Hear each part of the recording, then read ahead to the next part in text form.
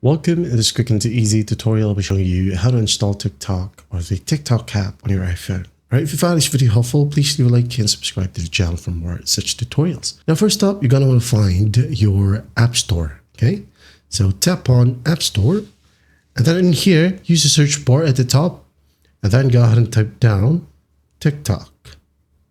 That's it. Hit on search, wait for it to load, and once it loads, go ahead and select TikTok right here. That is from the short form video platform or TikTok Ltd. So tap on Get or the Cloud button to begin the installation process.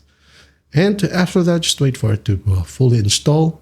Or if you want to, you could go ahead and install other apps from here as well. Okay, you could install Instagram, Facebook, YouTube, whatever you want.